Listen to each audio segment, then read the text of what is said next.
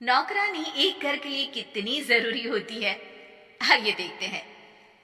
अरे बहू, ये देख, सारा साबुन बर्तन में रह गया। ये नौकरानी कोई काम नहीं करती, गंदा काम करके चली जाती है और ढेर सारा पैसा ले जाती है। अरे मम्मी जी, उसने तो साफ किया ही था। मेरे ही हाथ से इस ग्लास में सर्फ गिर गया था। अरे बस कर झूठी, उसे बचाने के लिए सारी जुगत लगा ले, लेकिन मैं तो इसे निकाल कर ही रहूंगी। हमारे जमाने में ना कोई नौकरानी थी और ना ही ये चिकने बर्तन।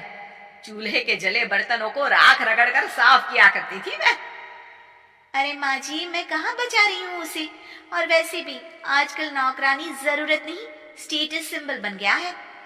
अब आप बताओ, मैं मुन्ना को नीचे घुमाने ले जाऊं तो लोगों से क्या बोलूं? झाड़ू पोछा खुद लगा रही हूँ। लोग सीधा यही पूछते हैं कि कौन सी नौकरानी काम कर रही है तेरे घर पर। अरे बस कर, ये भी कोई बात होती है? मम्मी जी, आप नहीं समझेंगी।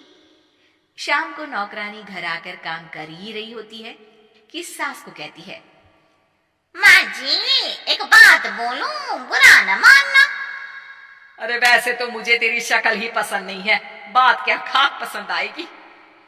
अरे माँ जी, सुन तो लीजिए क्या कह रही है। तो मैंने कौन सा उसका मुंह पकड़ लिया है? अरे माँ जी, वो लाल साड़ी पहनती हो ना पहना करो। सास का गुस्सा अब तो 7वें आसमान पर होता है। अरे वाह जी वाह, क्यों ना पहना करूं? और तू होती कौन है ये बताने वाली कि मैं क्या पहनूं क्या ना पहनूं? अरे माँ जी, पूरी बात तो सुन लो, वो बोलना क्या चाह रही है। अरे बुरा न मानो आंटी जी। अरे कौन है आंटी? अपनी उम्र देखी है तूने? 2-4 साल ही छोटी होगी मुझसे और मुझे आंटी बोल रही है। अच्छा हुआ 16 साल की जवान छोरी। अरे अच्छी खासी उम्र दराज हो और आंटी ना बोलूं। मैं तुम्हारी बहू से भी 4 साल छोटी हूँ। क्यों दीदी? बोलती भी क्या, एक तरफ सास यानी पति की माँ, तो दूसरी तरफ नौकरानी जिसके बिना घर का काम नहीं चल सकता। वो दरअसल माँ जी की शादी में बहुत जल्दी हो गई थी ना। अच्छा ये झगड़ा छोड़ो, ये बताओ तुम माँ जी को लाल साड़ी पहनने से क्यों मना कर रही हो? वो ना, इनकी उम्र की सारी औरतें सोसाइटी में इनके लिए बात करती हैं कि तुम्हारी सास बुढ़ी घोड़ी लाल लगाम है। बहू को ये सुनकर गुस्सा आ जाता है। अरे वाह वाह, कौन बोलता है जी? खुद क्या है यहाँ की औरतें, बाल सफेद लेकिन टाइट जींस और कोई कुछ भी पहने। अरे पहनना हमारा निजी हक है, किसी को कुछ हक नहीं बनता कि वो मेरी सास के लिए कुछ बोले। मैं आज ही जाकर माँ जी के लिए लाल जींस लेकर आऊंगी, फिर देखो कोई क्या बोलता है। अरे चुप लाल जींस।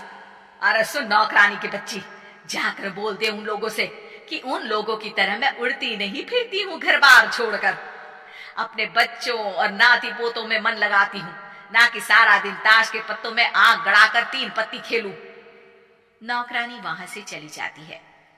वैसे बहू, नौकरानी के क्या फायदे हैं ये तो पता नहीं, लेकिन सबसे अच्छा तो ये कि पता चल जाता है कि कौन किसके लिए क्या बोल रहा है। सोसाइटी में तेरा नौकरानी रखने का इरादा बिल्कुल ठीक था। अगले दिन उन लोगों के घर की बेल बजती है। बहू दरवाजा खोलती है कि सामने कुछ औरतें खड़ी होती हैं। अरे बहू, कहाँ है तेरी सास? बुला जरा। अरे बहन जी, आप सारी एक साथ आइए आइए, कैसे आना हुआ? अरे 3 पत्ते खेलने आई हैं, क्यों खेलोगी? क्यों नहीं क्यों नहीं, वैसे भी बड़े दिन हो गए, एंटरटेनमेंट हुआ नहीं। बहू जा जाकर पकोड़े तो बना ला।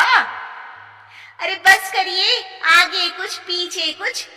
वैसे तो कहती है कि परिवार पर ध्यान देती है, हमारी तरह 3 पत्तियां नहीं खेलती। हमने कौन सा परिवार छोड़ दिया? सास सक पका जाती है। अब ये किसने कहा? मैं तो कहती हूँ कि मैं भी थोड़ा बाहर निकलूं। आपने ही तो कमला नौकरानी से ये सारी बात की थी। सास और बहू को अब सारी कहानी समझ आ जाती है कि सोसाइटी की औरतें क्यों भड़क रही हैं। माफ करिए आंटी, मैं छोटी हूँ लेकिन फिर भी पहले तो आप लोगों ने माँ की लाल साड़ी का मजाक उड़ाया था ना।